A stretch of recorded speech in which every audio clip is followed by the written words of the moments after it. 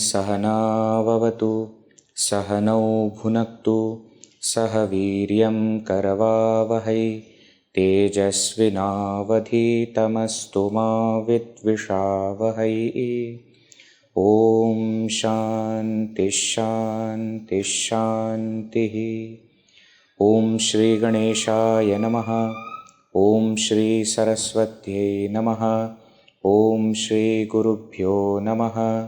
समस्तजनकल्याणे निरतं करुणामयं नमामि चिन्मयं देवं सद्गुरुं ब्रह्मविद्वरं।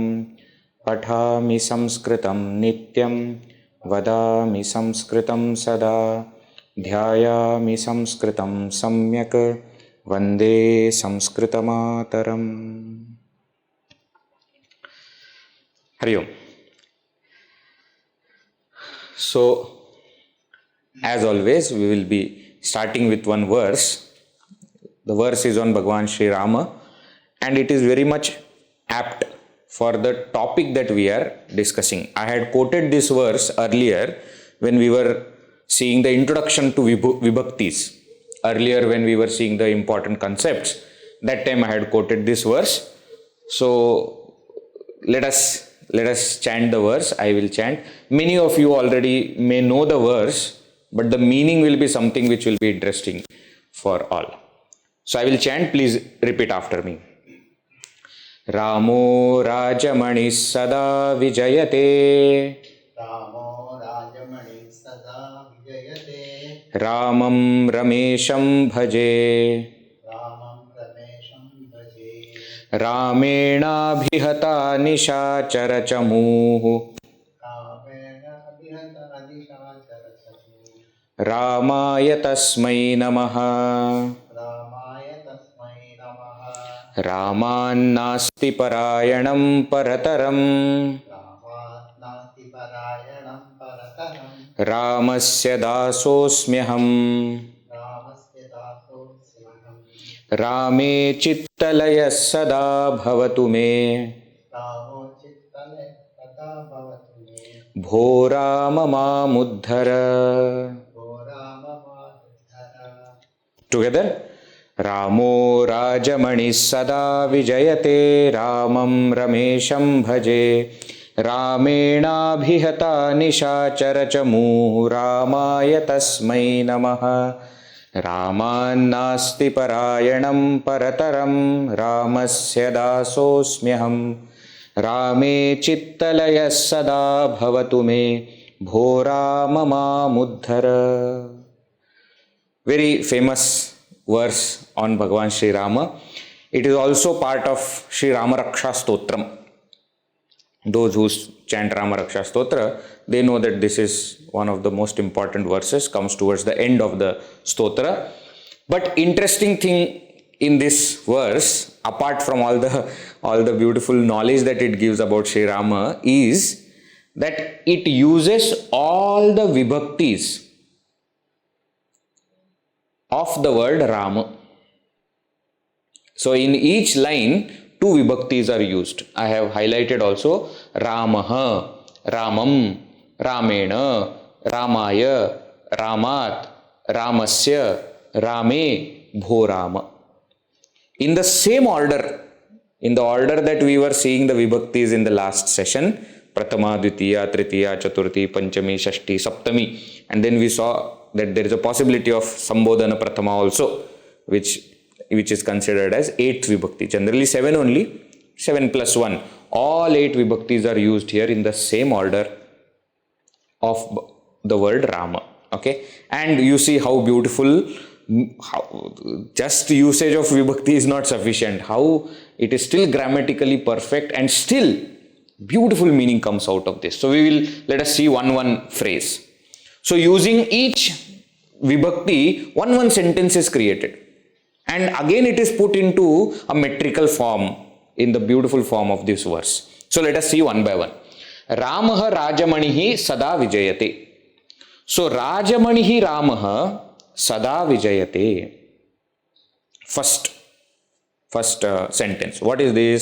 Ramaha, we know Sri Rama, who is Rajamanihi, who is the money. Money means crest jewel. Among all the kings, is the best king. That's why even today in our culture, in Indian culture, we say that the most perfect governance is Rama Rajya. Even today we speak like this. Even to glorify other kings, we say your kingship was like Sri Rama. So you see, Bhagavan Rama is the benchmark. And therefore, Rajamanihi Ramaha, Sri Rama, who is the crest jewel among all the kings, Sada, always Vijayate, is always victorious. There are beautiful meanings of the word Vijaya also. Vijaya, we all know Vijaya means victory. Jaya, victory. Parajaya, defeat. Vijaya, total victory. But there is also some meaning called as Vijayate. Vijayate means Rajate. Other word for Raja, no? Rajamani is said, no? Raja means the one who shines. So he is not just the king, the ruler, but he is also the one who shines. Now what do you mean by he is always victorious? We also, in many of our cultures, in different occasions, we do Jai Jaykar. We call it as Jai Jaykar. Isn't it? Siyavara Ramachandra ki Jai, Pawana Sutta Hanuman ki Jai. Isn't it? We say that Jai. So, Siyavara Ramachandra ki Jai means what? May Lord Rama be victorious. Now, somebody once asked me this question, why are we saying that may he be victorious? Are you doubtful that he will not be victorious, therefore you are praying for that? You know, it is like cricket match is going on and you pray for the victory of your team, isn't it? Is it like that? So one very beautiful answer which was given by Puja Guruji was, it's not like that. The thing is, this Rama Ravana Yuddha, this battle between Rama and Ravana is happening within us, where our positivities, our good qualities are from the side of Sri Rama and our own bad qualities, negativities are on the side of Ravana, and there is a war happening and we are praying that may in this war the positivities in me win over my own negativities. We don't have doubt whether Sri Rama will be victorious or not. Isn't it? So again here, when it is said Rajamani Ramaha Sada Vijayate, is always victorious, means what? Even though today he is not there, but he is always victorious. He is always glorious. Why? Because he is present in each one of us. This statement is like saying Satyameva Jayate. The truth alone wins. Why? Because that truth is Rama. That is the self which is in us. That will eventually win no matter what. That always wins. So Rajamanihi Ramaha Sada Vijayate. Here the use of Prathama Vibhakti is there. Ramaha, Sri Rama. Okay. Next sentence.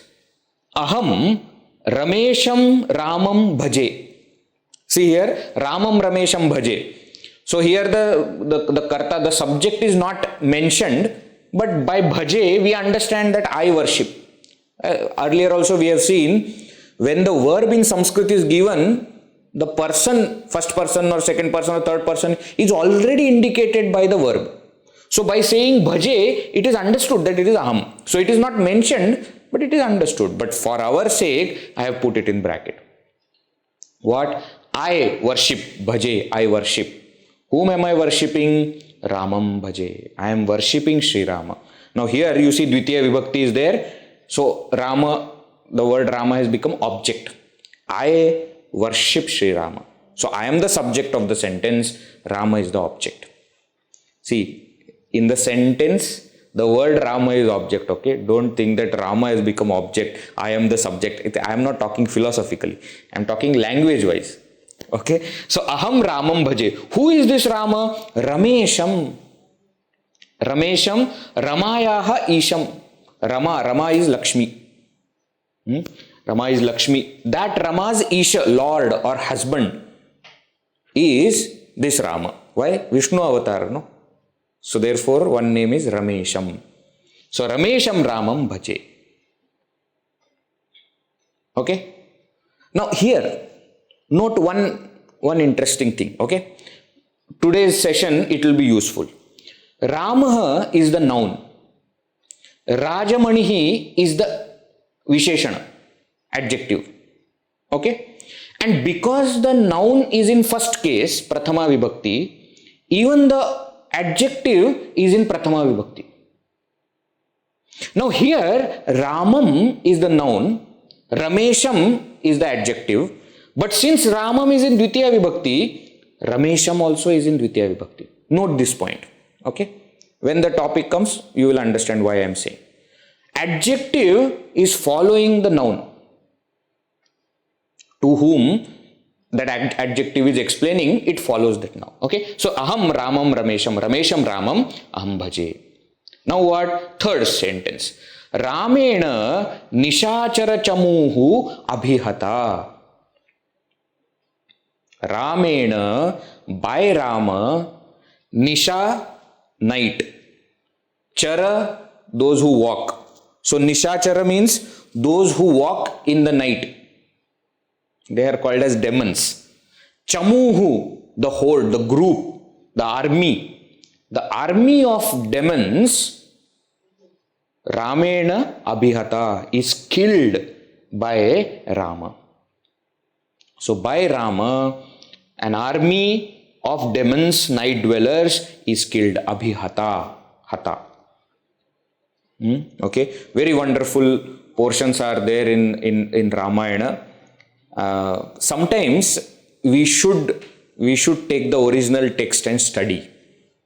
Okay, now I am sure at the end of this entire Sanskrit course, you will be able to study Valmiki Ramayana. If you just study and little bit put your mind, you will be able to understand the meaning, because Valmiki Ramayana is the most ancient written scripture, but is very simple Sanskrit. Very simple Sanskrit. No, not much complication, etc. is there, because it is the first kavya, no? So it was written in a very simple way.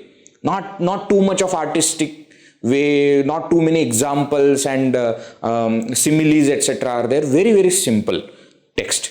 Why? Because then only we will understand the actual story. Okay? In Ramayana, no, generally when we look at Sri Rama, etc., we look at him as, very Komala Ram, very, very soft, very, very simple. But we will see the valorous aspect of Sri Rama when we actually read. It is mentioned in one of the sections of Valmiki Ramayana that we know the story of Ramayana when Lakshmana cuts the nose, etc., of Shurpanakha, and Shurpanakha goes to her brothers, Khara, Dushana, Ityadi, Trisharas, Ityadi, and they attack Sri Rama.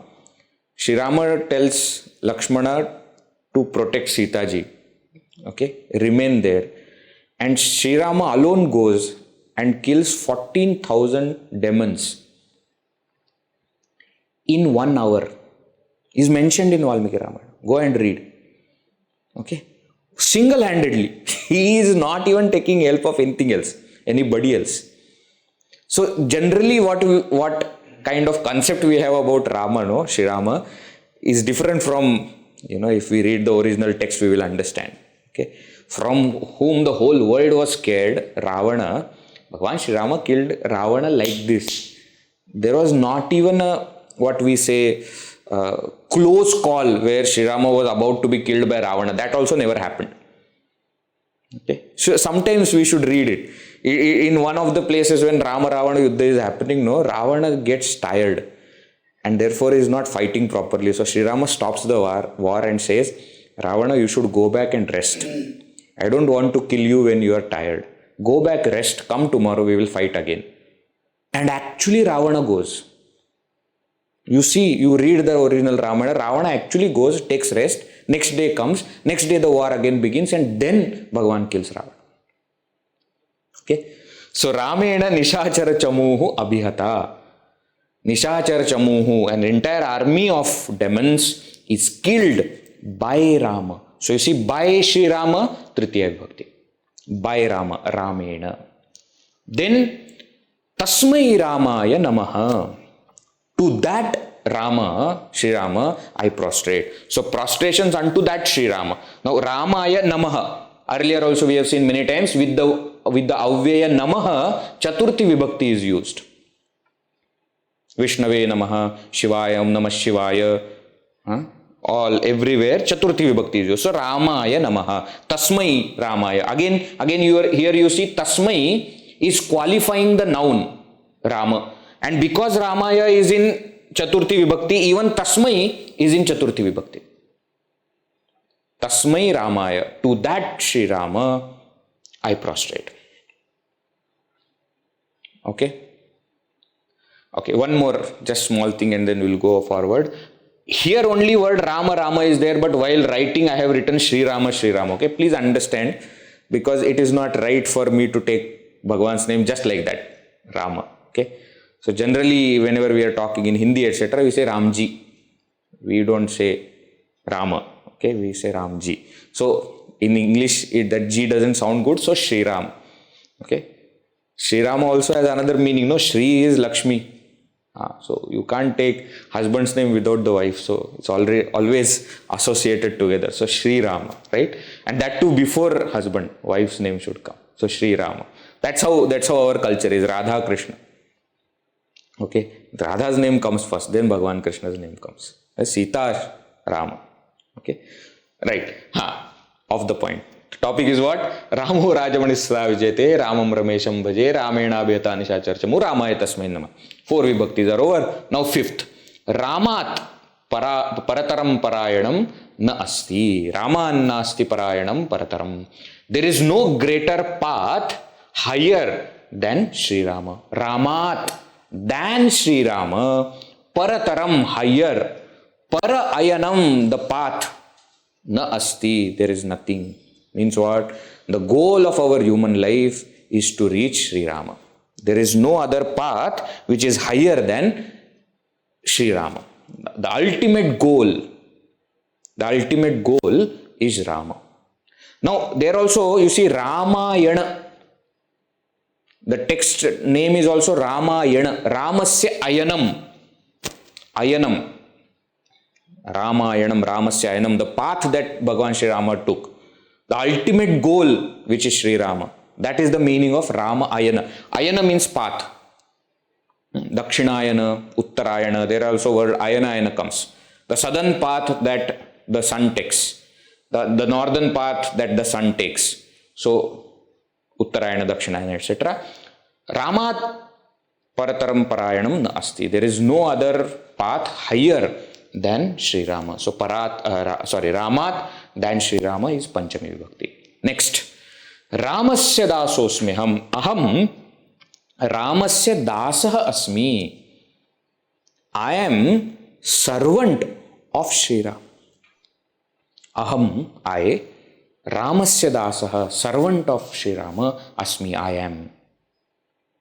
Okay. Now again we have been seeing the Vibhakti. So Rama says Shashti Vibhakti. Now here if you see, in all other previous Vibhaktis, the noun was connected to the verb. Ramaha Vijayate, Ramam Bhaje, Ramena Abhihata, Ramaya Namaha Astu, Ramat Na Asti. But here, Ramasya Asmi is not, there is no connection. Ramasya Dasaha Asmi.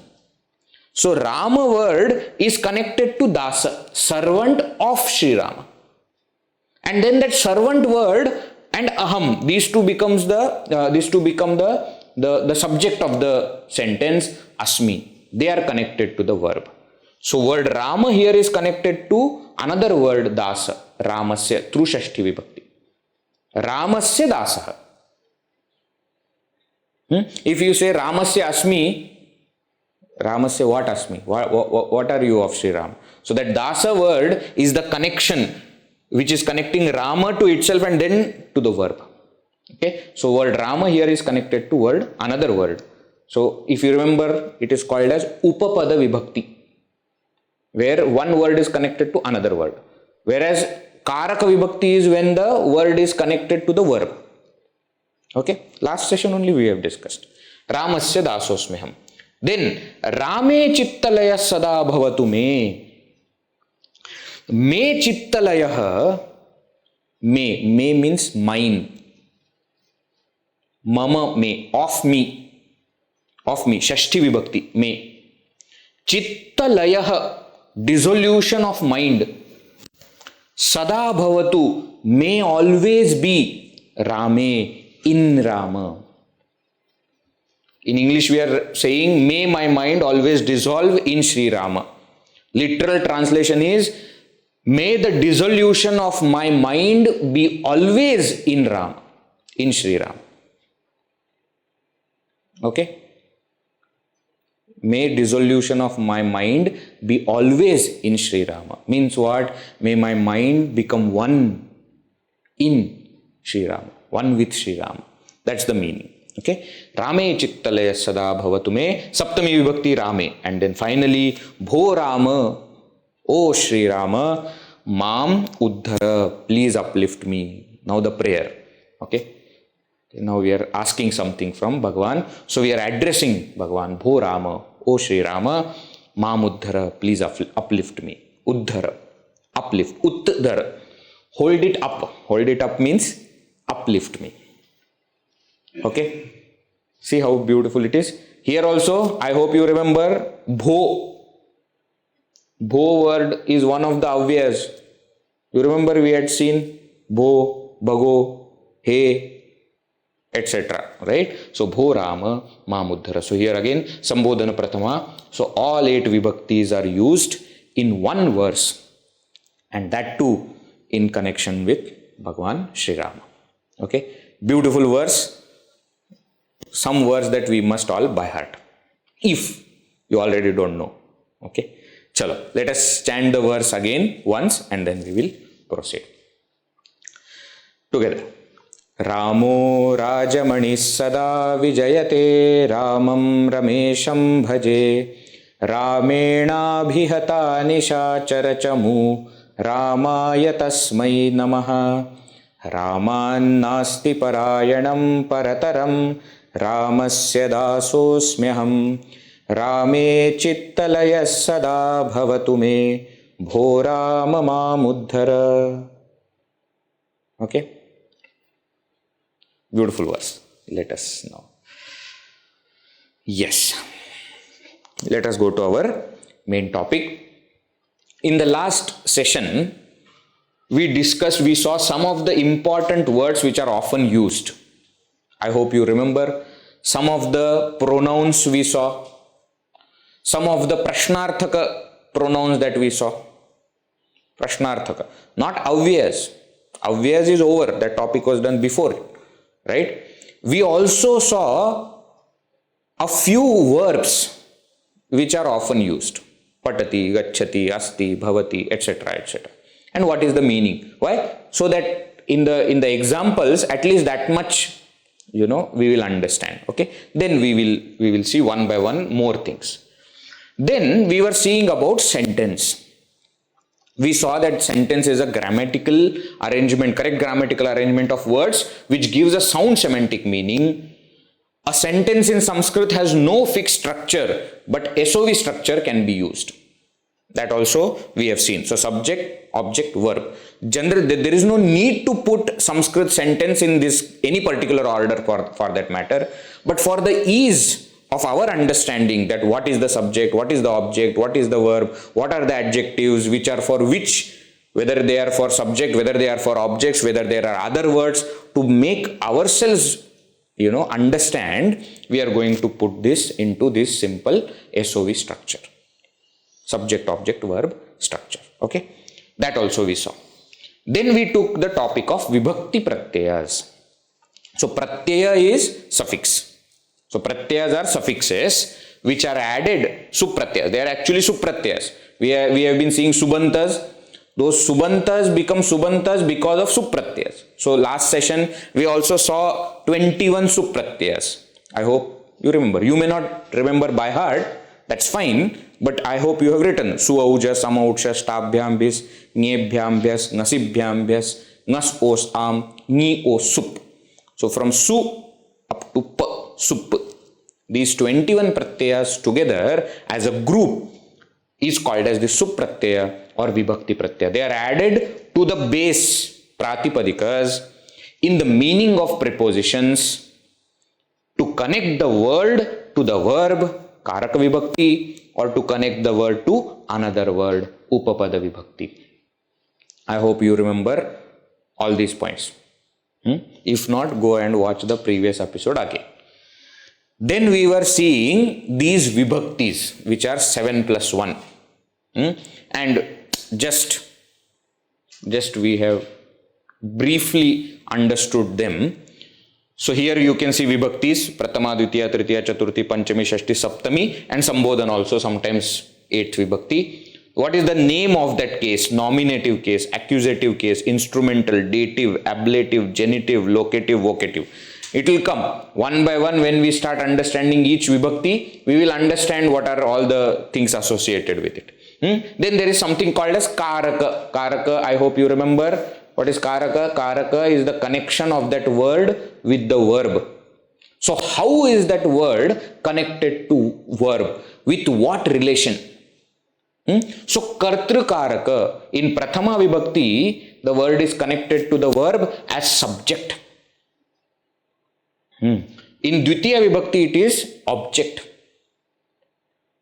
In Tritiya Vibhakti, it is an instrument. In Chaturthi Vibhakti, it is Sampradana, to whom it is offered. In Panchami Vibhakti, it is Apadana, the place of separation. We will see what is the meaning. Don't get worked up. Okay, we will see that. Shashti Vibhakti doesn't have Karaka. Today also in the verse we saw, Ramasya Shashti Vibhakti is not connected to the verb. It is having Upapada. It is connected to another word. So Karaka is not there for Shashti. And then Saptami Vibhakti, locative case, which is Adhikarana Karaka. Adhikarana means the substratum, the place. Through that it is connected to the verb. Again, Sambodhana doesn't have any Karaka. Now, which are the prepositions which are used for these Vibhaktis? That also we have seen. Prathama Vibhakti, there is no preposition because it is the subject. Dvitiya Vibhakti, the preposition is to. Now in English, please note, sometimes this to is written, sometimes it is not written. It is only understood by what we call as structure. English follows SVO structure. I hope you remember.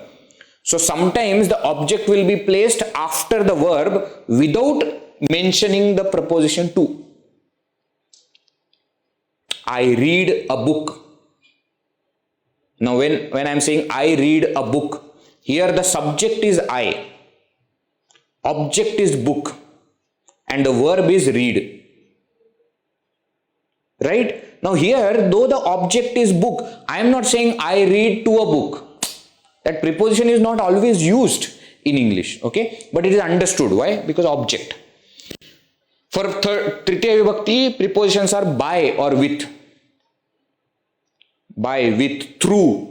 Different kinds of prepositions. More prepositions also will be there. As we study individual Vibhaktis, we will understand. So the instrument is used, by pen, with someone, through something, that. Chaturthi is for. The preposition is for somebody, I am doing it. I am not doing something to somebody, I am doing something for somebody. So that is the difference between Dvitiya and Chaturthi. Okay, slowly we will understand. Panchami Vibhakti, preposition is from, the place of separation. So from that place. Shashti Vibhakti, preposition is of. Ramasya of Sri Rama. Saptami Vibhakti, preposition is in or at. Again, Sambodhana doesn't have preposition. Examples are given and meaning is also given. Today we saw another set also. Ramaha, Ramam, Ramena, Ramaya, Ramat, Ramasya, Rame, Bho Rama or He Rama. Right? Same meaning. A God, to God, by or with God, for God, from God, of God, in God, O God. Okay? So all these things we have seen. Now, we are going to see now one by one Vibhaktis. Okay? So today we are starting with the first, Prathama Vibhakti. Alright. Prathama Vibhakti called as nominative case. Nominative case. In English it is called as that. And the Karaka is Kartru Karaka, subject.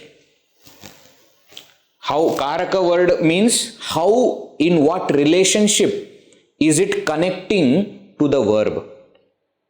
So in what relationship Prathama Vibhakti is connecting to the verb? As subject. As subject means as the performer of the action. I hope understand the word subject here. Doer. That's the meaning of subject. Karta.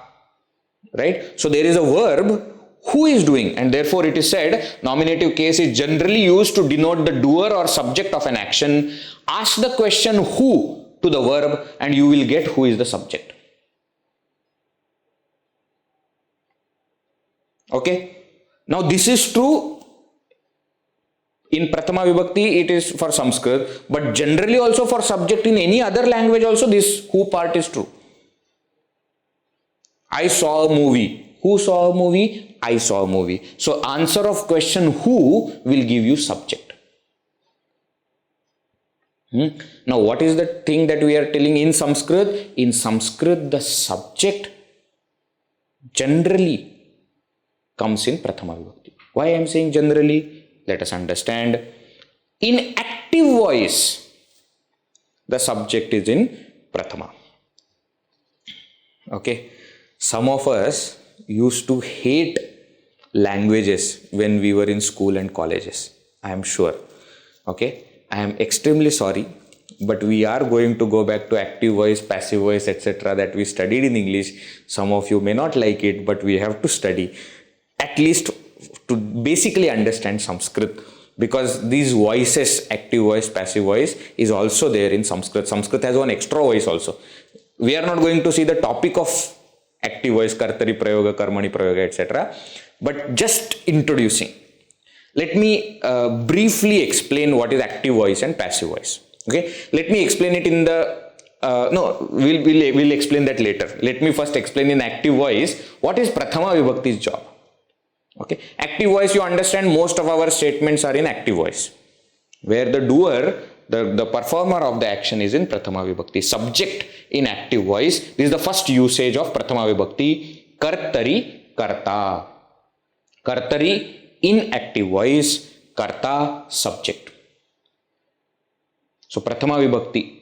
So subject in active voice is in Prathama Vibhakti. Example, Ramaha Sitam Pashyati. Sri Rama sees Sita. Who sees Sita? Sri Rama sees Sita. So ask the question who to the verb and you will get the subject. Bala Kandukena Khelati. Bala, a small girl. Kandukena, with ball. Khelati, plays. Who is playing? Bala. Ka khelati? Bala khelati. Kaha pashyati? Ramaha pashyati. That's why this kaha ka kim is who only, but in different genders. Kaha means who in Pullinga. Ka means who in Strilinga. Kim means who in Napunsakalinga. Okay? Bala Kandukena khilati. Now, Shri Bhagavan Uvacha. Bhagavad Gita, no? We study. Shri Bhagavan Uvacha. Urdhva Moola Madashakam, 15th chapter. In any chapter, in every chapter, second chapter onwards, everywhere Bhagavan Uvacha is there. Uvacha said. past tense, distant past. Who said? Shri Bhagavan said. So Shri Bhagavan is subject which is in Prathama Vibhakti. Is it clear? So if you have to say that after the verb, which is the most important word in a sentence, it is the subject. It is the subject. In active voice. In active voice, subject is more important. After verb, of course, in a sentence, subject is more important. Right? And that subject is in Prathama Vibhakti. Fine. This is the first usage of Prathama Vibhakti. Second usage. Kartari, Kartru Visheshana. Kartari, in active voice, Kartru Visheshana, adjective of the subject. Visheshana, adjective. Kartru Visheshana, adjective for the subject. So since subject is in Prathama Vibhakti, the adjective to that subject also will be in Prathama Vibhakti. Example, Sundaraha Ramaha Sundarim Sitam Pashyati. Now here carefully note what is done here is Ramaha is in Prathama Vibhakti. Okay, Ramaha is in Prathama Vibhakti, but that is by first usage.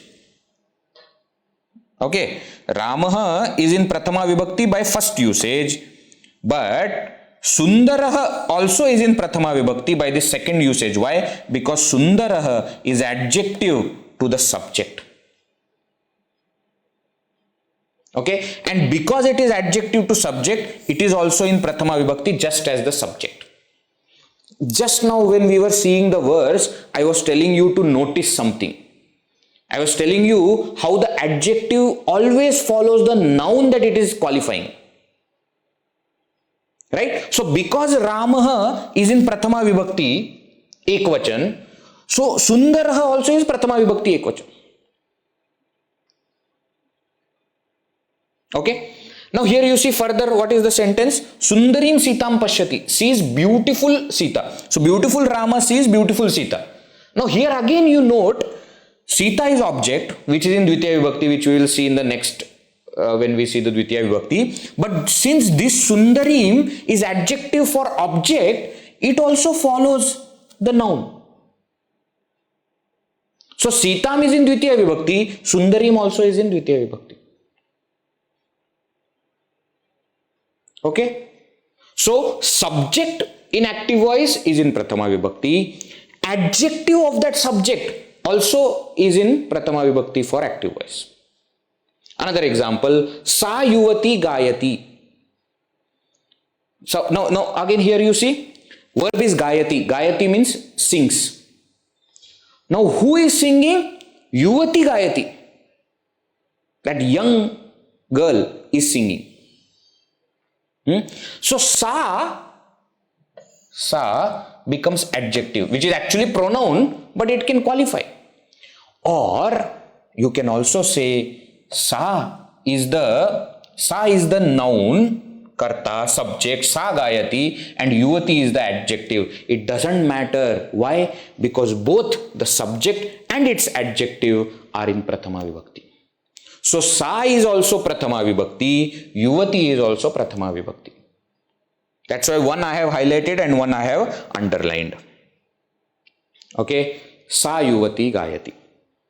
Now like this, other sentences also we can make. Don't worry about it. For example, now here Ramaha Pashyati is in first Prathama Vibhakti but singular. Noun is singular, no? Ramaha. Suppose I want to say kids are watching a play.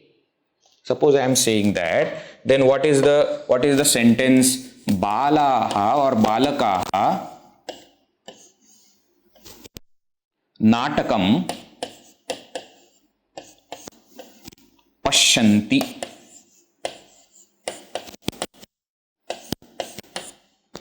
Balakaha natakam pashyanti. Kids are watching. So pashyati was singular. Pashyati was singular noun. Here pashyanti, plural. Who is watching? Balakaha, kids. Kids are watching.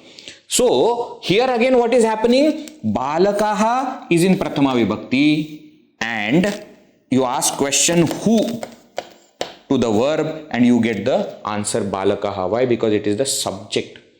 Now suppose I want to give an adjective to this Balakaha. Ke Balakaha? Komalaha Balakaha. Very soft kids. Komalaha Balaka. So many other adjectives I can give, but I am just, for example, I am giving one. Okay. Tikshnaha Balaka. So sharp kids. You can give any different kinds of Moodha Balakaha, idiot kids. Positive, negative, any kind of adjectives you can give. But again, what is happening? The adjective is following the noun, the subject, and since the subject is in Prathama Vibhakti, even the adjective is in Prathama Vibhakti. Adjective to that subject.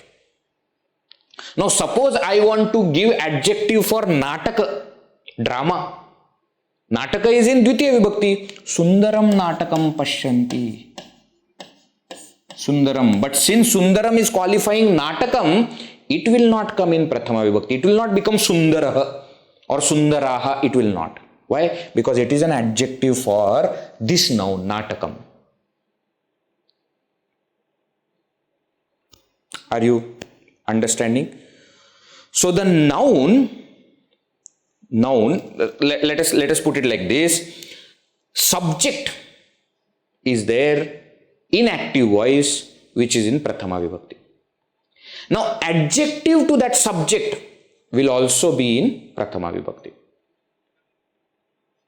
Okay? This much is clear? Understood? Shall we go ahead? Now, slight different in meaning, the third usage, it is called as Kartari, Kartru Visheshaka, not Visheshana, Visheshaka. What do you mean by Visheshaka? Subjective complement in active voice. What do you mean? What is the difference between adjective and subjective complement? Not much difference is there. Okay. Many of the places where if you study traditional Sanskrit etc., they will not even include this kind of explanation. But it is there in the usage. So we have to explain. Let me give example. Tat kulam samruddham bhavati. Tat kulam samruddham bhavati. Tat, that. Kulam, family or lineage. Samruddham, prosperous. Bhavati, becomes. That family becomes prosperous. Now here please understand, family is the subject and therefore kulam, family, is in Prathama Vibhakti, of course. Now that family, now this is adjective which is also there in Prathama Vibhakti, but that family becomes prosperous. Now in this kind of meaning, see, in this kind of sentence what we want to say is that family was not prosperous before, but now it has become prosperous. If you take this prosperous as adjective, then the meaning will be that prosperous family is there. That is a prosperous family. Now you see, if you say that is a prosperous family, then what you want to say is that family was prosperous, always been prosperous. But suppose I want to add that kind of meaning where I say that it was not prosperous before, now it has become prosperous. Then you have to use this subjective complement. So generally how to understand whether something is an adjective or subjective complement. Now this is the only place where the sequence or the structure comes into play. Here you see carefully, kulam is the subject, Whatever is written before the subject are its adjectives. Whatever is written afterwards in the same vibhakti, etc., is the subjective complement. Carefully see, Sundaraha Ramaha. Rama is the subject, adjective is written before it. As I told you, according to Sanskrit, the structure is not necessarily required. You can say Sundarim Sitam Sundara Rama Pashyati. Sundarim Ramaha Sundaraha Sitam Pashyati. Order you can change. Still that Sundara is connected to Ramaha only. Earlier also we have seen this point. There is no doubt about it. But here, if you want to suggest a special meaning, then you have to use this concept called subjective complement. Another example you see, Bhaktaha Shantaha Bhavanti. The devotees become peaceful. There is a different meaning which we are giving. If you take that Shantaha as adjective, then what the meaning will come? Devotees are quiet, calm. But what we want to say is devotees become quiet. Why? Through devotion, of course. That's the meaning. So you become bhakta, you will become shanta. You will become a devotee, you will become calm. Now, when we want to give this kind of meaning, we use the concept subjective complement. Is this understood? The difference between adjective and subjective complement is understood. Adjective is, both are qualifying the subject, no doubt about it. Both are qualifying the subject. Adjective is from before it was like that. Subjective complement is if it is becoming something. So most of the times the verb will be bhavati or bhavanti, they become. Pashyati, etc. verb will not be able to use for subjective complement. No other kind of verb we will be able to use. Okay, is this okay? Okay, so in active voice there are three usages of Prathama Vibhakti. The subject is in Prathama Vibhakti, adjective to that subject is in Prathama Vibhakti, and subjective complement is in Prathama Vibhakti. Okay, if you remember this example, Tat Kulam Samruddham Bhavati, all three are mentioned. Kulam is the subject, Tat is the adjective, Samruddham is the subjective complement. All three are in Prathama Vibhakti, Ekvachan, Tat Kulam Samruddham Bhavati. Fine. Shall we proceed further? Now let us understand basics of this active voice and passive voice. Okay, I was just mentioning this to you.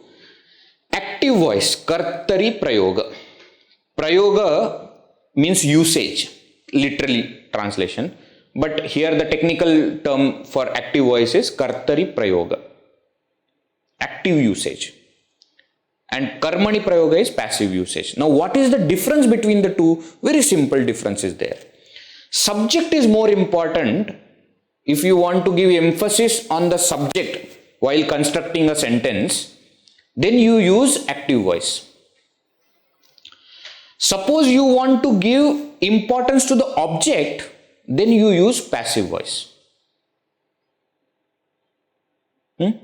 Now, the verb follows the subject because that is in Prathama Vibhakti. In passive voice, the verb follows the object which is in Prathama Vibhakti. Example is given here. Ramaha Sitam Pashyati, Ramena Sita Drishyate. Let me explain this little bit. See, active voice.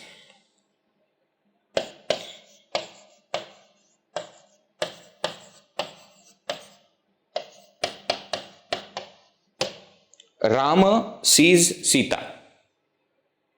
Active voice. This is active construction. Why? Because the subject is more important.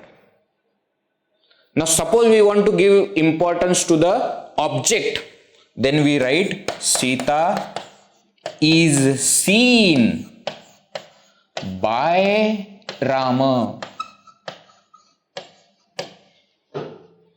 Sita is seen by Rama. Now here, see, actually Rama sees Sita and Sita is seen by Rama. The meaning is same.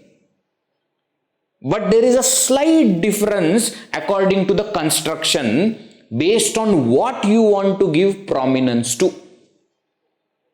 So in active construction, we are giving prominence to the subject, and in the passive construction, we are giving prominence to the object. Is this much is clear? And therefore, active is called as kartari prayoga. Karta is important.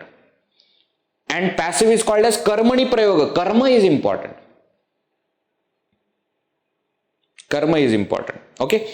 Now, just for your information, let me also just mention, there is a third kind of usage in Sanskrit which is called as bhave prayoga.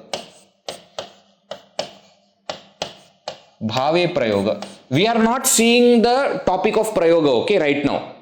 Later on, at some point of time, we will study how to convert active construction into passive, into bhave, etc. Now, in bhave prayoga, what happens is, importance is given to the verb.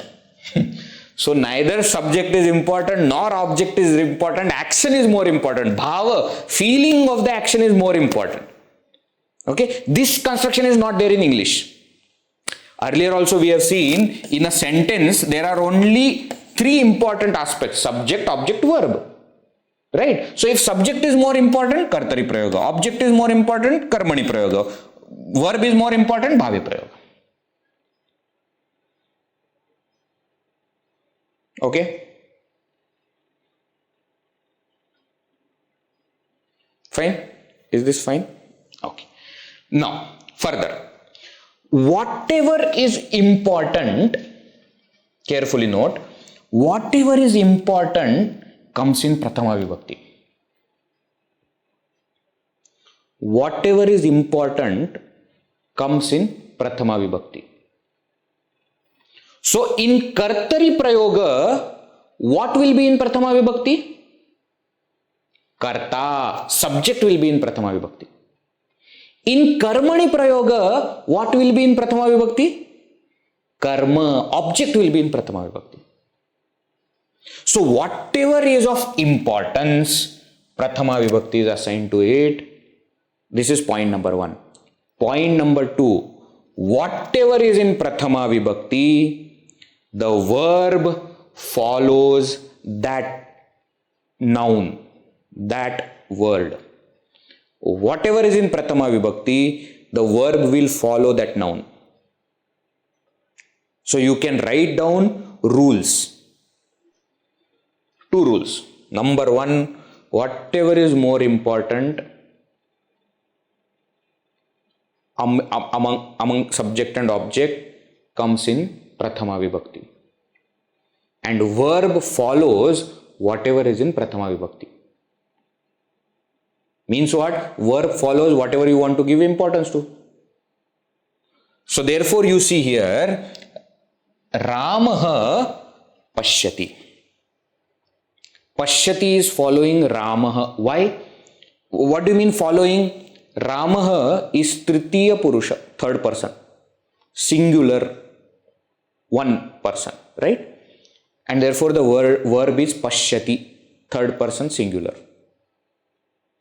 Here in Karmani Prayoga what happens? Ramaha becomes Ramena by Rama, no?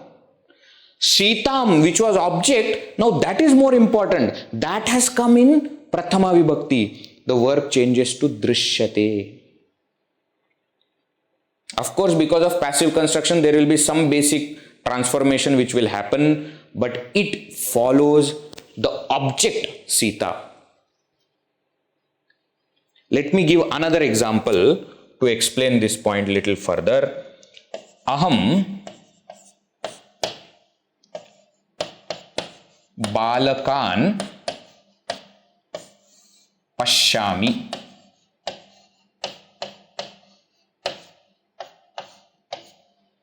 Aham Balakan Pashyami. Another example I am giving. I am seeing children, boys. Okay. Now here you note Pashyami is the verb.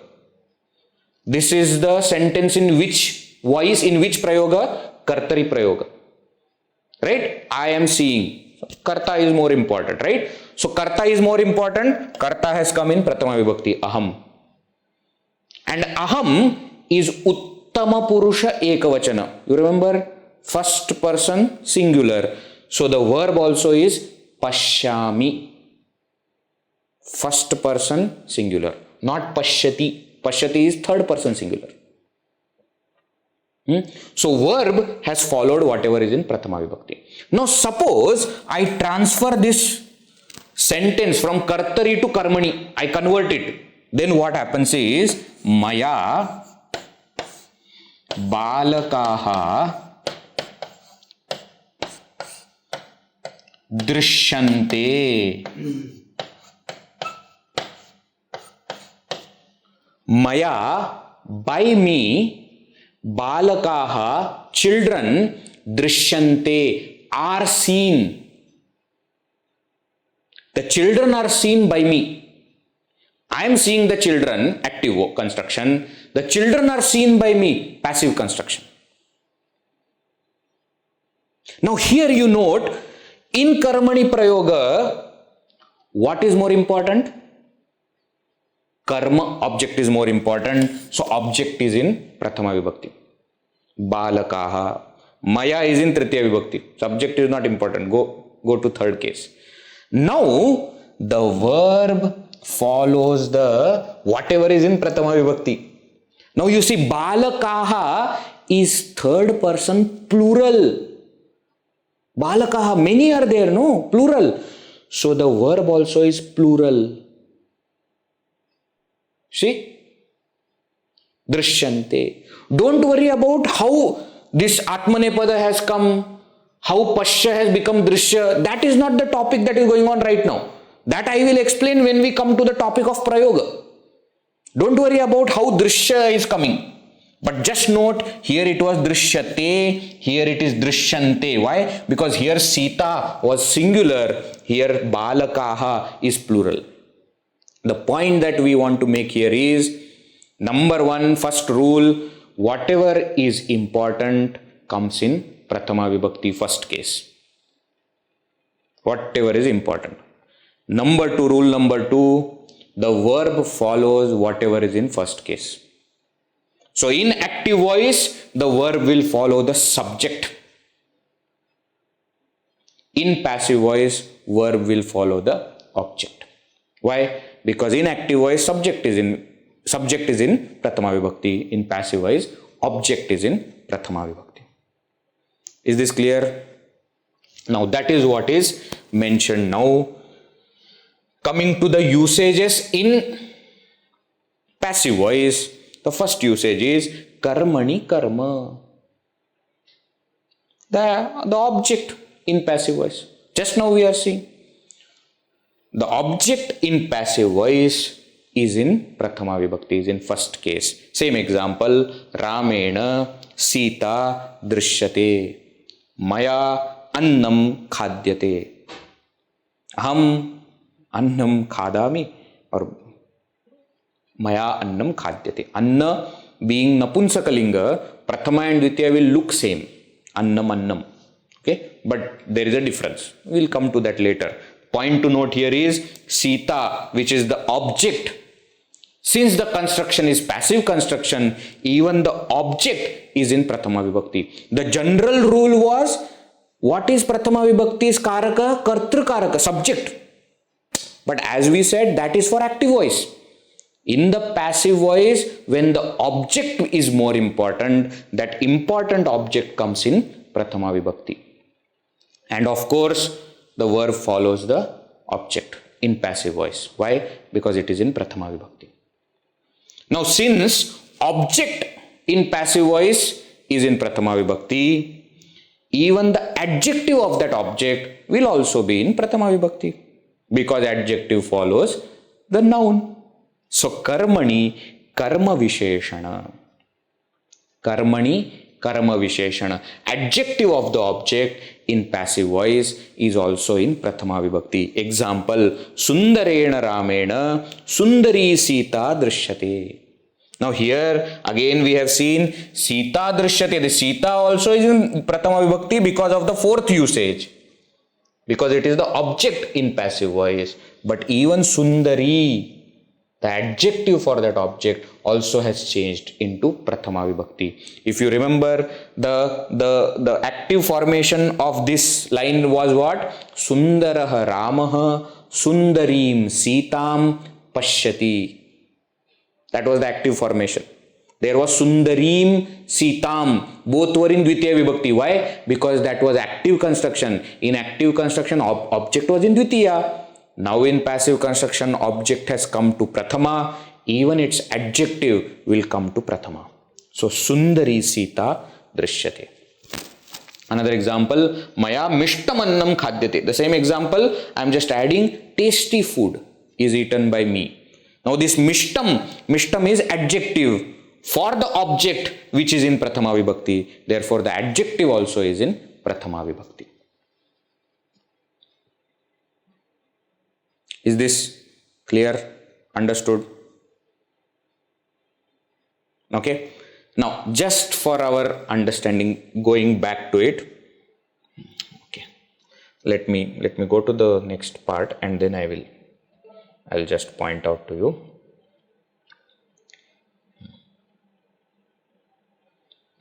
Before we go to the examples, please note these points that we have already seen. Objective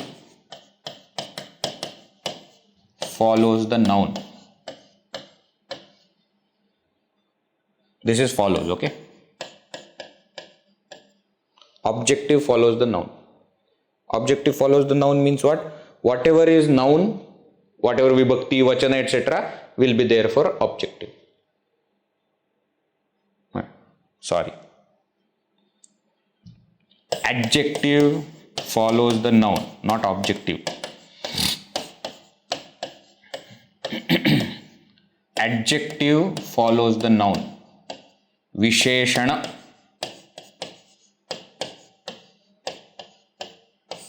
follows the nama. Nama here means another name for this is Vishesha. What is being qualified? Visheshana, qualifier. Vishesha, what it is qualifying.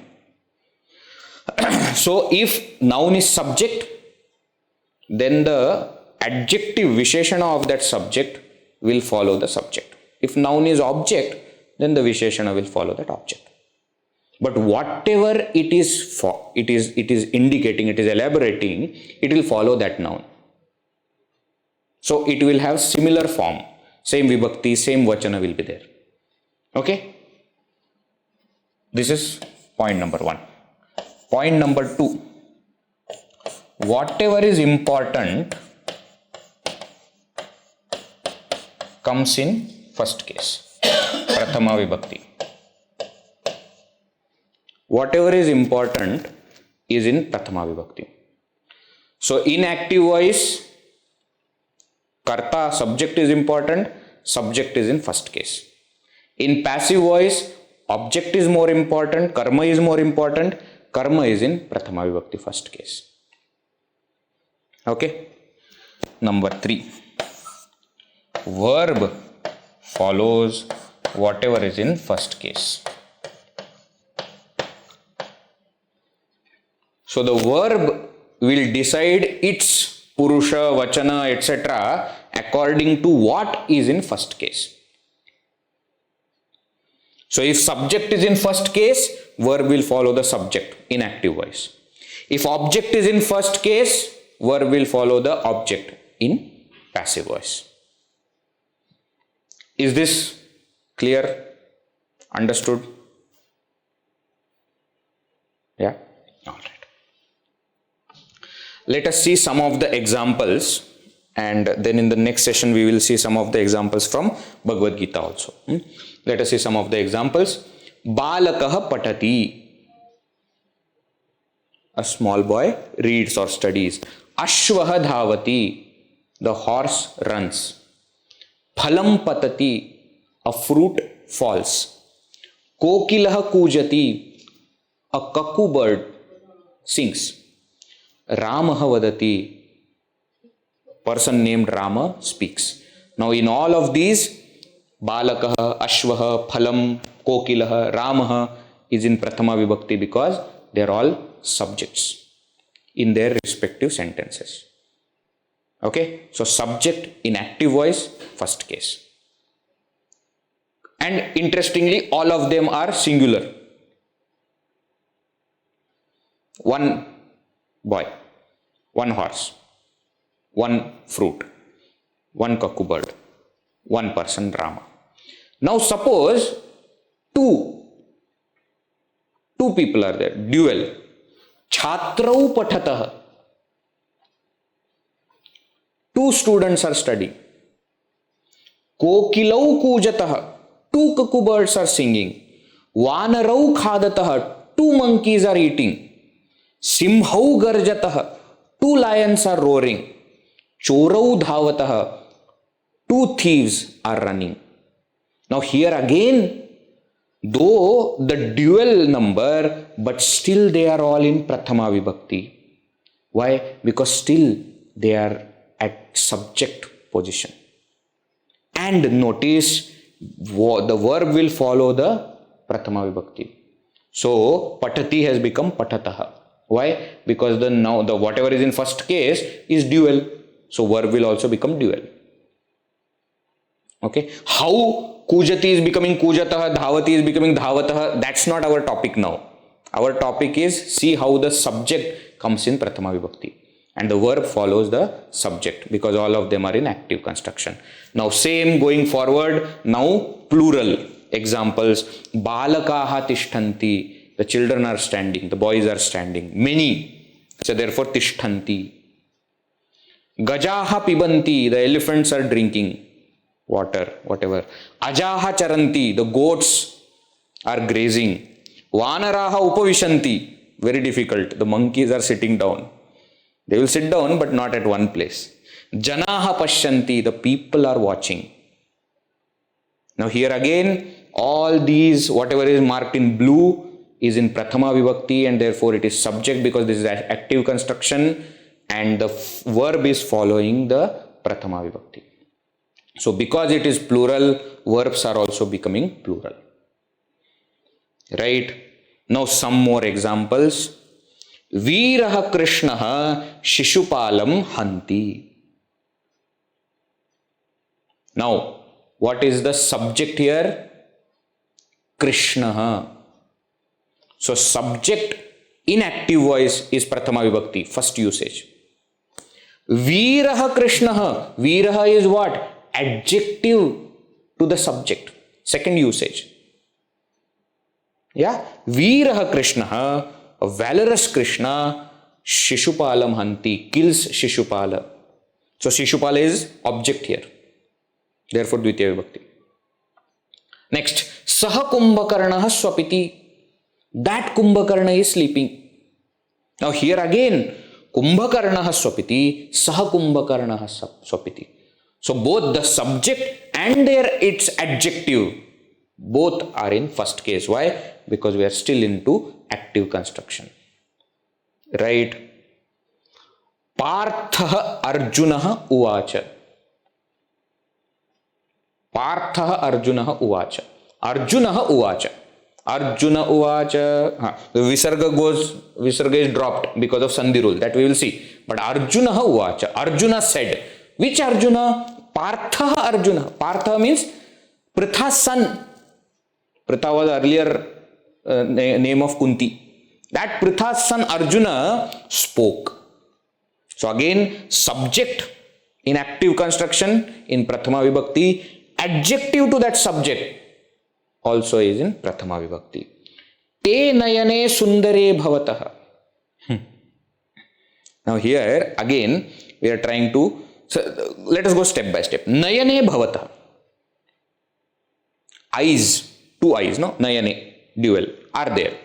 Te nayane, those eyes. Sundare bhavatah, they became beautiful. Subjective complement. You see? Subject, adjective to the subject, and subjective complement. So what we want to say here, we are not saying Sundare Nayane Bhavatah, that eyes are beautiful, two eyes are beautiful. No. We are saying that those two eyes, when they were looking at Bhagavan, because of the tears in their eyes, they became even more beautiful. That is the kind of meaning that can come out. See, it adds to the beauty of the language. Subjective complement. They were not there like that before, now they got it. Te nayane sundare bhavatah. Now, passive construction examples. Taya, by her. Saha Bhagavan namyate. That Lord is prostrated. Passive construction. What will be the active construction? She prostrates that Lord. Sa tam bhagavantam namati. There that sa will be in Prathama Vibhakti, but in passive construction, tam bhagavantam will become saha Bhagavan. That saha Bhagavan, which is actually karma, but because in karmani prayoga karma is more important, that has come to Prathama Vibhakti. Saha Bhagavan, one is adjective and one is noun, both are in Prathama Vibhakti. Taya namyate, by her is prostrated. Same, Purushena tad gitam giyate. Purushaha tad gitam gayati. Again, as I told you that tad gitam, because it is Napunsakalinga, its Prathama and Dvitiya will look same. Okay, but it is different. Here, in passive construction, that song is sung by the person. Here, though the subject is person, song is the object, but because of passive construction, the object has come to Prathama Vibhakti. Is this clear?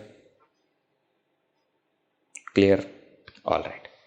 Now please do one homework. What homework? Go through the first chapter of Bhagavad Gita and see if you can mark Prathama Vibhakti. See if you can find out whatever is in Prathama Vibhakti. Okay? In the next session, we will actually go through some of the verses in the first chapter of Gita. Okay? And we will see what are the words in Prathama Vibhakti, whether they are subjects or adjectives to the subject or what, complement, all that we will see. Or passive construction. Passive construction, first chapter, I am not sure. We'll see. Okay? But please go through the first chapter and then we will see it in the next session. Okay? Sufficient for today. Om Purnamadav Purnamidam Purnat Purnamudachyate Purnasya Purnamadaya Purnameva Vashishyate. Om Shanti Shanti Shanti. Harihi Om Shri Gurubhyo Namaha. Harihi Om.